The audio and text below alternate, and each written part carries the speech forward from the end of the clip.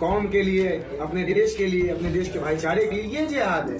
बड़ों की इज्जत करना, बच्चों से मोहब्बत करना, ये जिहाद है। बच्चों को मारना पीटना, गोली चलाना, ये जिहाद नहीं है। जिहाद का असल मकसद जो है, जो बुजुर्ग सिखाते अपने, जिहाद का असल मकसद ये कि अपनी नफ्स से जिहाद करना, ये है जिहाद। ये जिहाद है। आप इबादत करिए, ये जिहाद जो है। है वो जिहाद नहीं आप सिखाया। लोगों से ये मोहब्बत जिहाद। करिए, ये जिहाद है। हाँ। आप किसी गैर मुस्लिम को गले लगाइए, ये जिहाद है। आपके तीज त्योहार में आप उनको बुलाइए, ये जिहाद है। आप आपके माने लड़ने की याद है, लेकिन अपनी गलतियों उनके से त्योहारों लड़ना। में, उनके त्योहारों में आप शामिल होइए, ये जिहाद है। लेकिन इतना भी सेकुलर ना बनो कि दबा दिए जाओ।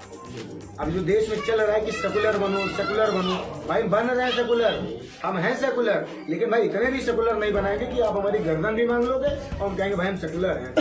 ऐसा दोगला सेकुलर हमें नहीं बनना। सेकुलर का मतलब है इज्जत दो, इज्जत लो।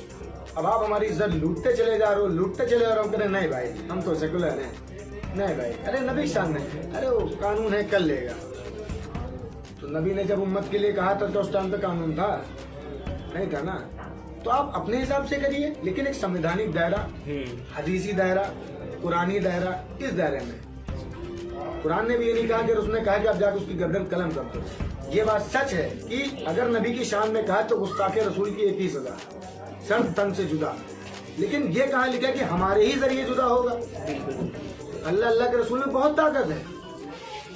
अल्लाह चाहेगा 2 मिनट उनके लिए बहुत है, लेकिन भरोसा रखे, इत्मीनान रखे, मुत्तहिद रहे, लोगों को जोड़े, आपसी भाईचारा बनाए रखे। ये मुहिम है, इसी मुहिम पे काम करें, क्योंकि यही मुहिम आगे चल के भी काम आएगी। यही हमारा एक पैगाम भी आप लोगों तक है, एक अपील भी है, एक भाईचारा भी है कि आप इसको आगे बढ़ाएं, तब तो ठीक है। कोई ये ना कह पाए कि ये कट्टर है, कोई ये ना कह पाए कि मजलिस वाले नहीं भाई ये मुसलमानों की बात करते हैं। ऐसा कुछ नहीं, हम सीधी सी बात जानते हैं, हम एक बात करते हैं, वो है हक की। अगर वो आपको बुरी लगती है तो वो आपकी टेंशन है, हमारी नहीं। अगर बुरी लगती तो आप खुद तो आप देखिए, क्योंकि मैं हक के ऊपर हूँ। तो सही कहिए। अब आप कहें नहीं भाई हर मसले पे आप करो तो मैं नहीं कर सकता। क्या कहते हैं, पत्ते चाटी और जी हुजूरी बहुत पीछे छोड़ा है। अब हक की बात होगी, आप हमारे साथ हैं, हम आपके साथ हैं। अब बराबरी की बात होगी, जिसकी जितनी भागीदारी उसकी उतनी हिस्सेदारी। आप जितने हो हम आपको उतनी इज्जत देते हैं, हम जितने हैं आप बदले में हमें उतनी इज्जत दे दो। आप संविधान के हिसाब से चल रहे हो ना, तो हमें आप हमारी हकदारी और बराबरी के हिसाब से दीजिए। नहीं तो भाई हम आपसे लड़ेंगे नहीं, हम अपनी हकदारी खुद लेंगे। एक बार हम आएंगे, हम राजनीति में आएंगे, एक बार हारेंगे, दोबारा हारेंगे, तीसरी बार हारेंगे, कभी ना कभी तो जीतेंगे। और इन 3 हारों में जब हम हारेंगे तो हम मोहब्बत अपनों से ज्यादा अपने गैर भाइयों से करेंगे। हम जितना उनके बीच में उठेंगे बैठेंगे, हम दिखाएंगे कि भाई हमारे दिल में जहर नहीं है, हमने टोपी लगाई, हम जिहादी नहीं है, हमने दाढ़ी रखी है, हम पहलू खान नहीं है, हम जुनेद नहीं है। हमारी मॉब लिंचिंग मत करिए। आपने हमारे कितने भाइयों को मारा, लेकिन हमने क्या किया? कुछ किया? हम खामोश तब भी थे। तो अपने रब पे भरोसा था, हमें अपने अल्लाह पे भरोसा था, हमने भरोसा किया, आगे भी करते हैं। तो इसलिए मेरा भाई आप 4 हमारे करते हो कुछ, हम बदले में आपका कुछ नहीं करते, हम सब्र करते हैं और अल्लाह से दुआ करते हैं कि अल्लाह ताला आपको भी नेक सलाहियत दे कि ये सब देश में बंद होना चाहिए। आप कभी किसी को मार देते हो, कभी किसी को कुछ कर देते हो, फिर बाद में संविधान की दुहाई देते हो कि दिल्ली में तिरंगा झंडे की जगह भगवा लगा दिया गया, ये इन्होंने करा दिया। तो ऐसे लोगों से मैं पूछता हूँ भाई, अभी मध्य प्रदेश में मस्जिद दरगाहों पे भी तो भगवा लगा दिया गया था, तब कहाँ गया था आपका सेकुलरिज्म? तब किस नेता के मुंह से आवाज निकली?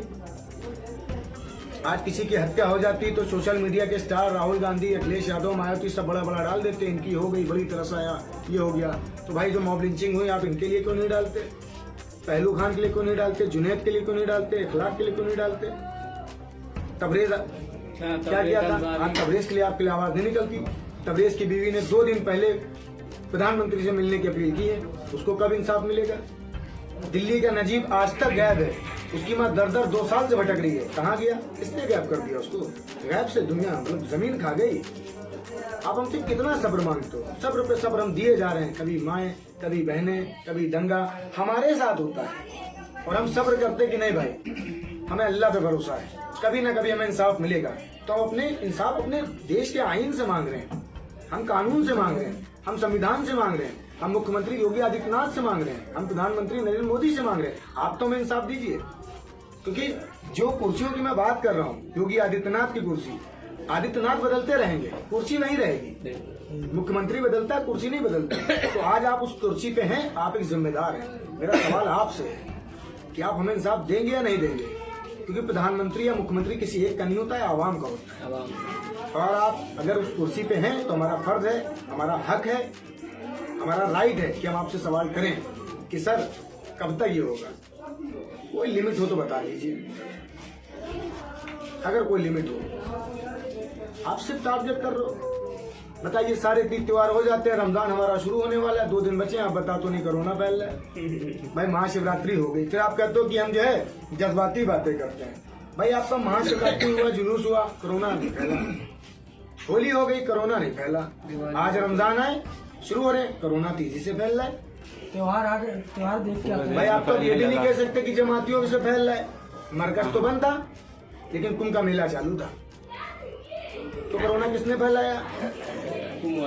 अब पूरे देश में आप कहीं फोन करिए मोबाइल पे, बताते हैं कि इंडिया में बनी वैक्सीन दुनिया की सबसे अच्छी वैक्सीन है।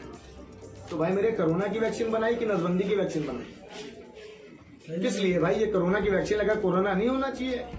1 साल हो गया, 1.5 साल हो गया, कोरोना पीछा ही नहीं छोड़ रहा है। भाई पिछली बार आपने 1 साल का लॉकडाउन लगाया, आपके अकाउंट में प्रधानमंत्री फंड में 20,000 करोड़ रुपया आया, कहाँ गया? किसको दे दिया आपने? आम जनता मरती चली आ रही, आप भूखों मार रहे हो। अभी फिर आपने भाई एक लिमिट तो बता दीजिए, हम लोग कहाँ तक गला फाड़ेंगे, कहाँ तक? बता दीजिए मोदी जी की भाई अब ऐसा है कि आपके लिए यहाँ रहने लायक नहीं है, तो भाई खत्म ही करा दीजिए, मसला ही खत्म करिए। भाई हम तो सिर्फ भाई रोज से हम भी परेशान हो गए। आप पता नहीं हमसे क्या चाहते हैं। आप हक की बात करिए, हम भी आपसे हक की बात करेंगे। तो इसीलिए इसी मुहिम पे काम कर रही मजलिस, इसीलिए हमारा सदर हमसे कहता है कि इतना मत झुको कि गुलामी तुम्हारे बच्चों का मुकद्दर बन जाए। इतना मत झुको, झुकना जायज है, एक झुकना अदब होता है, एक झुकना गुलामी होती है। तो आप ये डिसाइड करिए दोनों में से क्या झुकना है, अदब वाला झुकना है या गुलामी वाला झुकना है। क्योंकि आज जो आप मुकद्दर आपके नसीब में होगा, जो नहीं भी होगा, आज जिस मुहिम पे आप काम करेंगे, आप तो नहीं कह सकता कि आप नेता बन जाएंगे, आप नेता बनेंगे, लेकिन आने वाला जो वक्त है, जो आपके बच्चों का मुस्तकबिल होगा, वो अच्छा तैयार होगा, वो आजादी में होगा, उसके दिल में डर नहीं होगा। शोएब साहब जब रात में सोएंगे या नेहा जी जब रात में सोएंगे, तो डर ये नहीं होगा कि हमारा बच्चा बाहर था, 12 बज गया है, जहन में पहलू खान याद नहीं आएगा, जहन में कोई नजीर नहीं आएगी कि हाँ भाई ऐसा तो नहीं हो गया। क्यों? क्योंकि हमें पता है शायद 2 बज जाए, हमारा बच्चा घर आ जाएगा। लेकिन आज एक डर ये होता है दिन के 12 बजे और बच्चे का फोन स्विच ऑफ होता है, तो डर लगता है, पूरे रिश्तेदारों में फोन करते हैं। ये डर किसने पैदा किया? ये डर किसने पैदा किया? पहले तो डर नहीं था, अभी डर है ना। इस डर का जिम्मेदार कौन है? तो ये कौन लोग हैं भाई? बीजेपी कहती है हम नहीं कराते। कौन लोग हैं जो नफरत घोल रहे हैं? वो कौन से लोग हैं?